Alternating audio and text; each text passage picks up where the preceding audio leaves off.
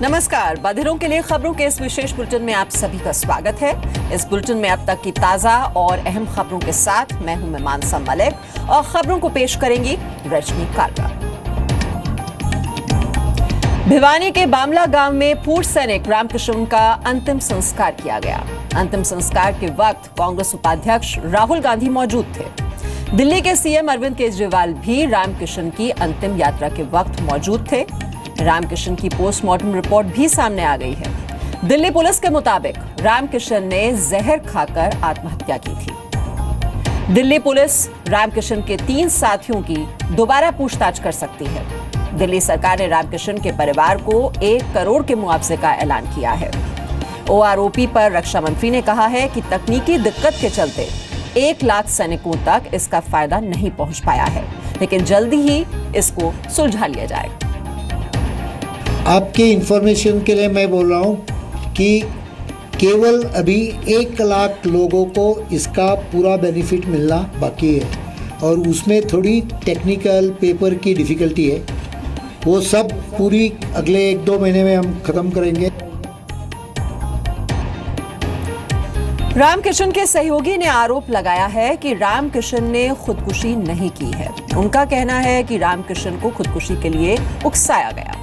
उन्होंने आरोप लगाया है कि कुछ अफसरों ने अपने फायदे के लिए रामकिशन का इस्तेमाल किया है। रामकिशन के सहयोगी ने राहुल गांधी पर भी राजनीति करने का आरोप लगाया। उन्होंने कहा कि कांग्रेस पार्टी ने पेंशन को 75% से घटाकर 70% कर दिया और कांग्रेस ने कभी पूर्व सैनिकों के भले के लिए कोई काम नहीं किया। कहीं जंतर मंतर पर बैठे ऑफिसर लेड ऑर्गेनाइजेशन जिसमें अफसर लोग अपने लिए अपने मन मुताबिक मांग रखे हुए हैं, वो अपनी मांग मनवाने के लिए इनको प्रोवोक करके, इनको पोक करके सुसाइड तो नहीं करवाया है। मुझे ये मामला आत्महत्या का नहीं, ये मामला बिल्कुल मर्डर करवाने का लग रहा है। उधर यूपी के सीएम अखिलेश यादव ने विकास रथ यात्रा की शुरुआत की। समाजवादी पार्टी अध्यक्ष मुलायम सिंह यादव ने रथ यात्रा को हरी झंडी दिखाकर रवाना किया। रथ यात्रा की शुरुआत के मौके पर मंच पर मुलायम, अखिलेश, शिवपाल तीनों एक साथ नजर आए। शिवपाल यादव ने अखिलेश को रथ यात्रा के लिए शुभकामनाएं दी। रथ यात्रा शुरू होते ही अखिलेश की गाड़ी में खराबी आ गई। इसके बाद सीएम अखिलेश यादव अपनी कार से ही आगे बढ़ गए। लखनऊ में अखिलेश यादव की रथ यात्रा से पहले समाजवादी पार्टी कार्यकर्ता आपस में भिड़ गए। हालांकि ये भिड़ंत ज्यादा देर तक नहीं चली। उधर जम्मू कश्मीर में सुरक्षा बलों के हथियार छीनने वाले आतंकियों को अब आसानी से पकड़ा जा सकेगा। सुरक्षा बलों के हथियारों में अब इजरायल में बनी जीपीएस चिप लगाई जा रही है। यानी अगर आतंकी हथियार छीनेंगे तो उनकी लोकेशन का आसानी से पता लगाया जा सकेगा। ये सिस्टम इतना एडवांस्ड है कि दुनिया के किसी भी हिस्से से हथियार की लोकेशन का पता लगाना आसान होगा। इस चिप को हथियार से हटाया भी नहीं जा सकता है। बीते कई महीनों में जम्मू कश्मीर के अलग अलग इलाकों से सुरक्षा बलों से हथियार छीनने के करीब 12 मामले सामने आए हैं। जम्मू कश्मीर में आतंकियों से लड़ते हुए शहीद लांस नायक मोहन नाथ गोस्वामी के परिवार वालों ने उत्तराखंड सरकार पर गंभीर आरोप लगाए हैं। शहीद मोहन नाथ के परिवार वालों ने उत्तराखंड सरकार पर वादे से मुकरने का आरोप लगाया है। उनके मुताबिक मुख्यमंत्री हरीश रावत ने सरकारी नौकरी का वादा किया था, लेकिन 1 साल बीत जाने के बावजूद नौकरी नहीं दी गई। 3 सितंबर 2015 को जम्मू कश्मीर के हंदवाड़ा में मोहन नाथ गोस्वामी आतंकियों से लड़ते हुए शहीद हुए थे।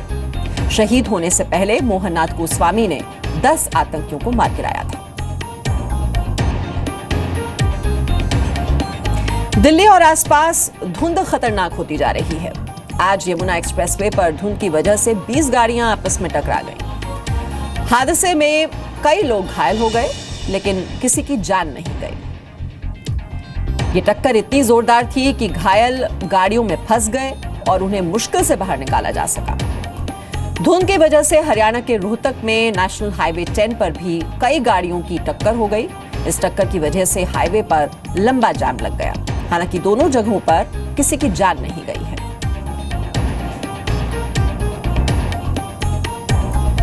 तो यमुना एक्सप्रेसवे पर ये 20 गाड़ियां आपस में टकरा गईं। हालांकि किसी की जान इसमें नहीं गई। और अब हम रुख करेंगे अपनी अगली खबर का, जो गुजरात से है। गुजरात के भड़ूच के फर्टिलाइजर प्लांट में गैस लीक होने से 4 लोगों की मौत हो गई। 9 लोगों को गंभीर हालत में अस्पताल में भर्ती कराया गया है। बीती रात TDI प्लांट में गैसकेट से गैस लीक होने लगी, जिससे वहां काम कर रहे लोगों का दम घुटने लगा। इसके बाद प्लांट को बंद कर दिया गया। मारे गए सभी लोग भड़ूच के रहने वाले ही बताए जा रहे हैं। 2 साल पहले भी इसी प्लांट में गैस लीक की घटना हुई थी, जिससे 21 मजदूरों की तबीयत खराब हो गई थी।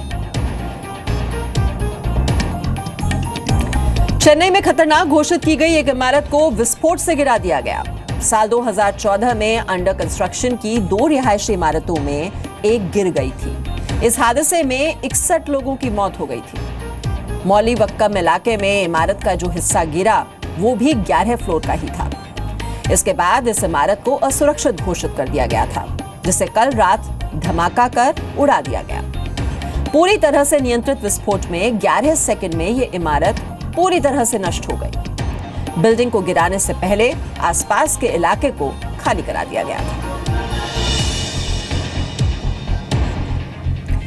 यूपी के कानपुर में 10 रुपए के लिए एक व्यक्ति की हत्या कर दी गई। कानपुर देहात के एक ढाबे पर एक ट्रक ड्राइवर महेंद्र पाल खाना खाने के लिए रुका। खाने का बिल 107 रुपए। ड्राइवर ने 100 रुपए के नोट के साथ 10 रुपए का सिक्का ढाबे वाले को दे दिया, लेकिन ढाबा मालिक ने सिक्का लेने से इनकार कर दिया। इसी को लेकर झगड़ा बढ़ गया। दोनों के बीच हाथापाई हो गई। ढाबे में काम कर रहे लोगों ने महेंद्र पर लाठी डंडों से हमला शुरू कर दिया। घायल महेंद्र की मौत अस्पताल ले जाते वक्त हो गई। पुलिस ने मामला दर्ज कर जांच शुरू कर दी है। चिली में सेंटियागो शहर में एक चोर को पकड़ने की कोशिश में 84 साल का बुजुर्ग नीचे गिर गया। मॉल में 15 साल का एक लड़का ज्वेलरी की दुकान से चोरी कर भाग रहा था और तेजी से भाग रहे चोर को रुआल ने रोकने की कोशिश की, लेकिन वो जमीन पर गिर गए। जमीन पर गिरते ही रुआल बेहोश हो गए। रुआल को उनकी पत्नी और रिश्तेदार अस्पताल लेकर गए।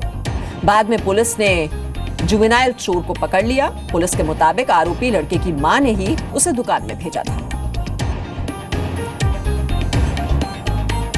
और अब जिम्बाब्वे से खबर, जहां एक महिला पर बिजली गिरने का वीडियो सामने आया है।